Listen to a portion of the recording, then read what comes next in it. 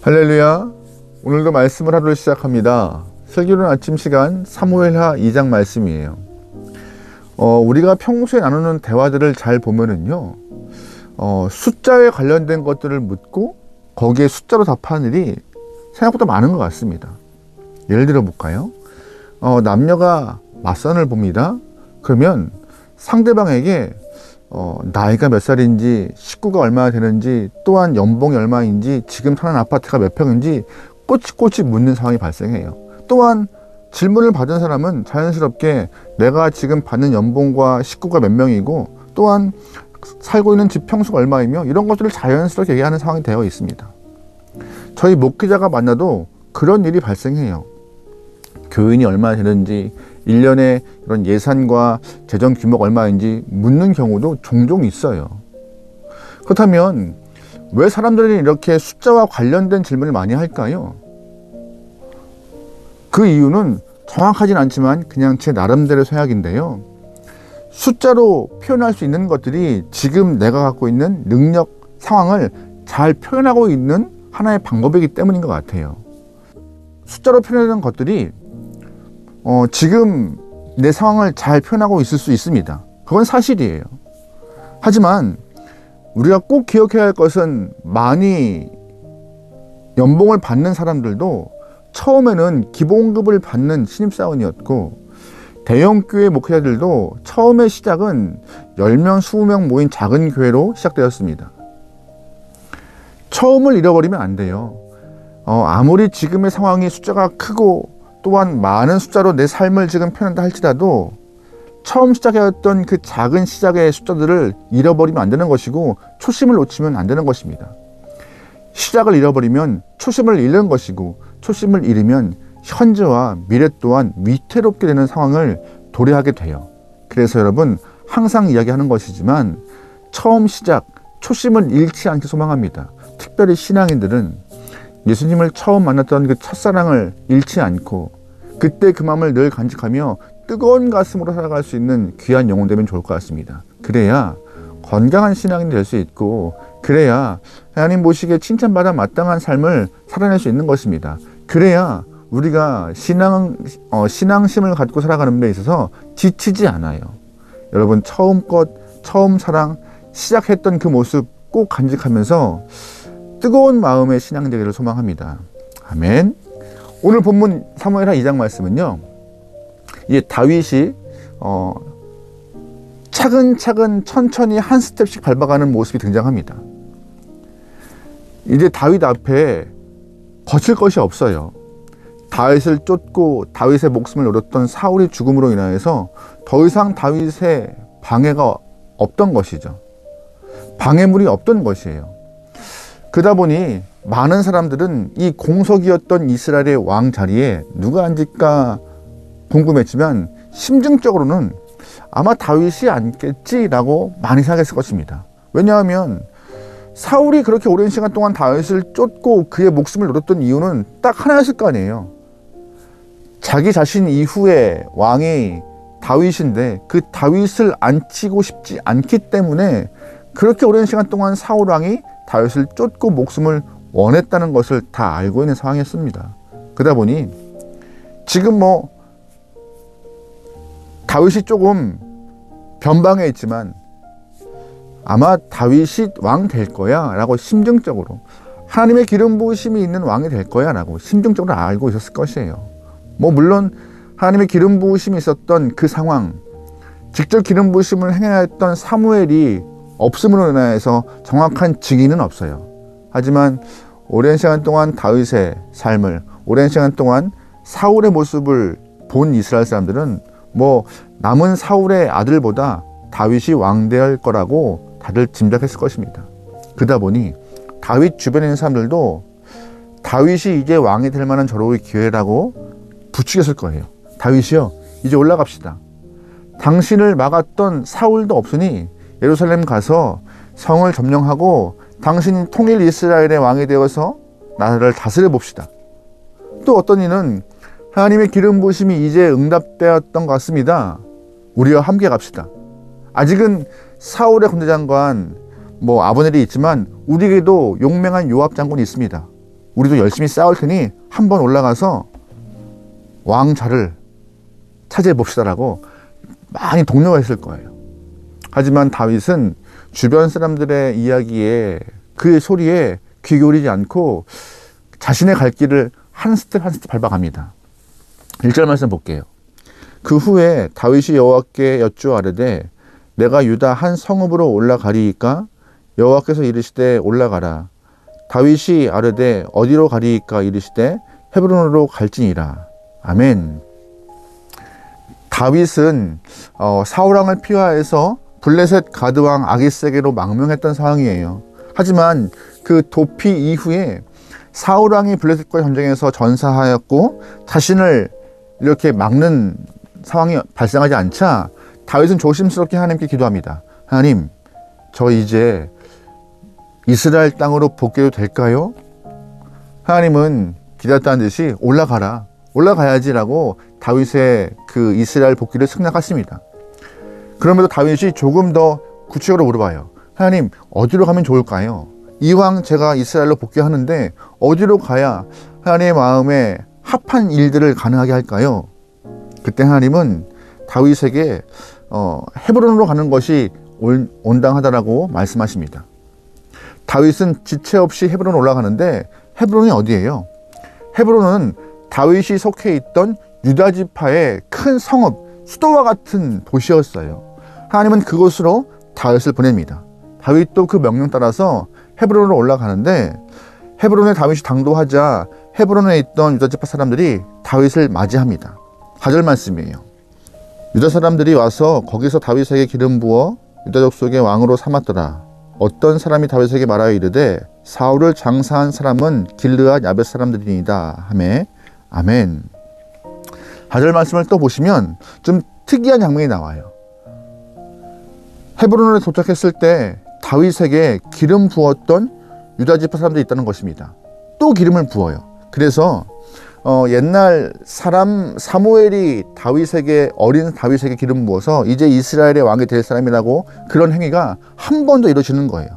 한참 시간이 지난 이후, 사무엘이 기름 부었던 한참 지난 이후에 한 번 더 유다 지파 사람들이 다윗에게 기름 부어서 12지파가 아니라 한 지파 12분의 1이었던 유다 지파의 왕이 되어서 자신들을 통치해달라고 다윗을 왕으로 추대합니다. 분명 다윗의 시작은 사무엘의 기름 부음을 통하여서 전체 이스라엘 12지파의 왕이었어요. 하지만 지금은 오늘 사무엘 2장 말씀은 12지파의 왕이 아니라 12지파 중에 하나 12분의 1이었던 유다 지파의 왕으로서 기름 부음 받고 이제 왕의 일을 감당합니다. 다윗은 충분히 12지파의 왕이 될 만한 상황이었어요. 왜냐하면 사무엘을 통하여서 기름 부음 받고 하나님의 말씀을 통하여서 전체 이스라엘의 왕이 되도록 직분을 감당하도록 허락받았으니까요. 하지만 다윗은 12지파가 아니라 오늘 본문의 한 지파의 왕으로 시작되어서 자신의 스텝을 하나씩 밟아 나갑니다. 11절 말씀에 이런 표현이 있습니다. 다윗이 헤브론에서 유다 족속의 왕이 된 날수는 7년 6개월이었더라. 아멘. 얼마나 유다 지파의 왕이 되었어요? 1년이요? 2년이요? 아니요, 7년 반 동안이나 헤브론에 머물면서 유다 지파의 왕이 되었습니다. 솔직히 사울과 함께 욕망했던 아들 3명은 다 전장에서 전사했습니다.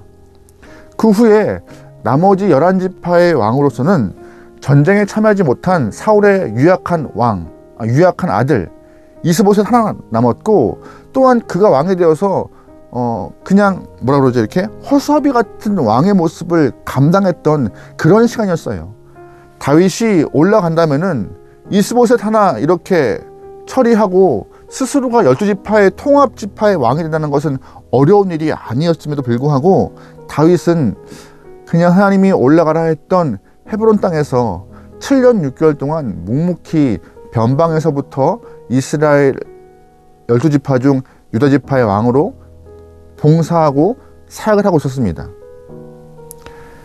작은 일이었지만 그 작은 일부터 최선을 다했던 그런 다윗의 모습을 보면서 볼 수 있어요.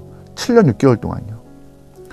성도를 하는 사람들, 하나님의 백성이라고 하는 사람들은 오늘 본문에 보았던 다윗의 모습을 잘 기억해야 합니다. 왜요? 초심을 잃지 않고 크게 한 걸음 떼는 것이 아니라 한 걸음 한 걸음 차근차근 나갔던 다윗의 모습을 볼 수 있으니까요. 하나님의 사람들은 일확천금을 노리는 사람들이 아니라 세 계단, 네 계단 풀쩍 뛰는 영혼들이 아니라 모든 것들을 한 걸음 한 걸음 차근차근 묻고 또 묻고 하나님의 응답이 있을 때까지 기다릴 줄 아는 그런 영혼이 되어야 함을 오늘 본문에서 우리는 볼 수 있어요. 다윗은 이러한 삶의 모습을 광야에서부터 배워왔습니다. 하나님은 광야에서 다윗에게 한 걸음 한 걸음 조심스럽게 살아갈 수 있는 그런 삶의 모습을 허락하셨어요. 그래야 하루하루 버텨야 자신의 삶을 영위할 수 있으니까는요. 자칫 사울이 쫓고 있는 과정 가운데 잘못 움직였다가는요, 붙잡혀서 목숨을 잃어버리는 일이 발생하니까는 조심스럽게 또한 차근차근 그렇게 모든 상황을 고려하면서 살아가는 모습을 다윗 그 마음에 내재하도록 프로그램을 입력시키신 것이죠. 다윗은 대략 한 15년 정도의 그런 광야 생활을 했습니다. 15년 동안 차근차근 조심조심 하루하루 살아가는 모습이 자신의 삶에 무장되었던 것이고, 또한 사울 죽음과 상관없이 하나님의 인도하심이 없으면요 절대 움직이지 않았던, 그래서 헤브론까지 한 걸음 한 걸음 왔던 자신의 삶을 돌아보면서 하나님의 인도하심을 신뢰하면서 기다릴 줄 아는 영혼이었던 것이에요.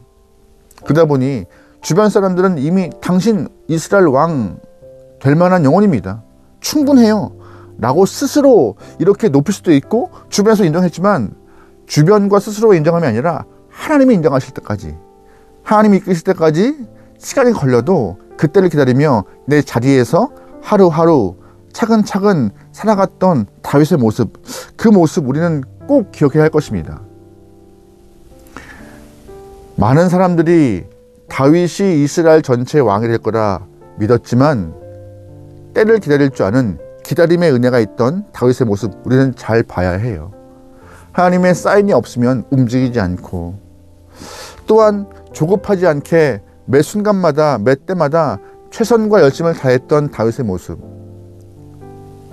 처음 기도와는 다르게 12분의 1 한 지파의 왕이었지만 그 한 지파의 유다 지파의 왕으로서도 7년 6개월 동안 열심히 다했던 다윗의 모습을 보면서 우리 또한 내 성격과 내 마음과 상황 따라서 급하게 일을 하는 것이 아니라 항상 좀 차근차근 조심스럽게 일을 진행할 수 있는 귀한 영혼 되면 좋을 것 같아요. 가끔 어떤 분들은 목사님 일을 밀어붙여야 되는 것입니다, 목사님 일은 좀 쭉쭉 나가야 되는 거예요 라고 말씀하시는 분도 계세요. 하지만 일을 좀 급하게 추진하면 분명히 문제가 생기고 분명히 부딪힐 수밖에 없는 상황들이 놓입니다. 그래서 기도하는 거예요. 그래서 묻는 거예요. 하나님 어떻게 되는 것이죠? 어떤 것이 옳은 것이죠? 하나님 원하시는 스텝은 어떤 것이죠? 다윗은 그 스텝을 밟아가고 있는 것이고, 한 걸음 한 걸음을 통하여서 자신의 삶에서 허락된 시간 안에 최선을 다하고 있는 모습, 오늘 우리도 이 모습을 좀 돌아보면서 허락하신 하루가 우리에게 귀한 그 한 날이 최선을 다할 수밖에 없는 한 날 되어서 이 날들이 쌓여 주님의 큰 그림이 완성될 수 있도록 오늘 열심을 다해보죠. 오늘은요 그냥 흘러가는 날이 아니에요. 오늘은요 그냥 우리에게 당연히 와야 될 하루가 아니라 하나님의 큰 그림이 있는 작은 퍼즐 중에 하나입니다.